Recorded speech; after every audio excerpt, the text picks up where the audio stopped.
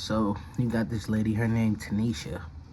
Now she's a black woman and she's obese, like she's like around close to four something, almost 500. But she still got a little pretty face or whatever. So sometimes here and there, if she's lucky, she can get some guys to holler at her or whatever.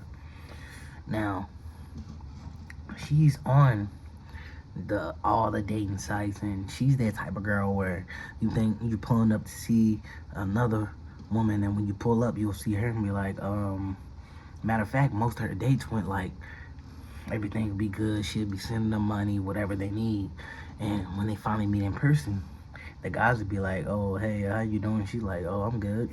And they'll be like, you're not the one in the picture or whatever. So most of her dates will go bad like that. And one day, this dude gets out of prison. Now, he's one of them low down dudes, just want to use females kind of dude. And his name's Jerome or whatever. He gets out, of course, he's walking around with a lawnmower that he stole out of somebody's yard. And she hears a knock on the door.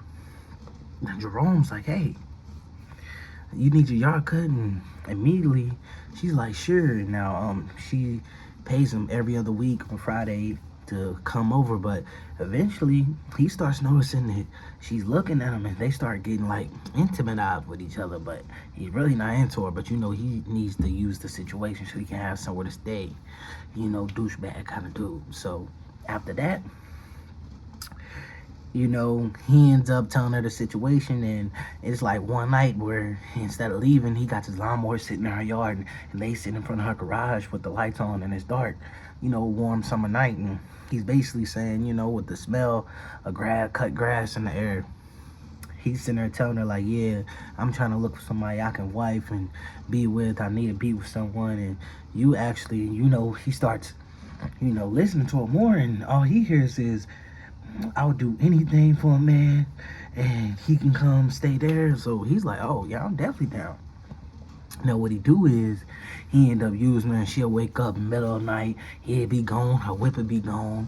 He'll come in late night, smelling like the strip club, doing all kind of stuff, right? But one day he sneaks in and he hears a snoring, so everything good. He goes in, and he's kind of drunk, so he goes in the bathroom, wipe off, but he starts to get a foul smell in the bathroom. Now, he's not thinking nothing of it, but he gets close to the vent at the bottom, and it gets even stronger. He's like, oh, what the heck? So, when he goes by, he realizes, wait, out of me being here for about 2 months, I never realized, it was a little, if you go inside of her house, in her, it's a certain room that's in there, and it goes to, like a basement or whatever.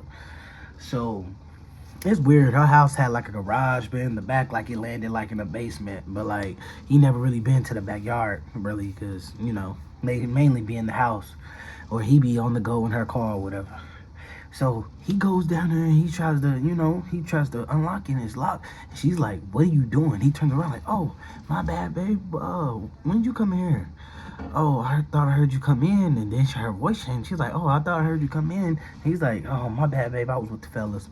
And he go to bed, but he's looking at her weird, like, what the heck? I never heard her get serious like that before. So the next day, he gets woken up to a hard punch in his face. He's like, what the heck?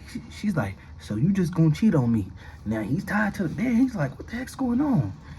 And she says, so you gonna go out there, you gonna do what all the other men done, huh? And then before he can get another word out, like, help, she sticks him with a syringe. Now he wakes up a few hours later in the basement. Now he realized where that foul smell came from. It's from all the decomposing bodies of the guys that messed up on her in the past. Now, she says, so you're awake? He looks over, he's crying or whatever. All he got is his boxers on. Now she's coming over with some electric tasers like, you're gonna be here with me for a while. Stay for part 2.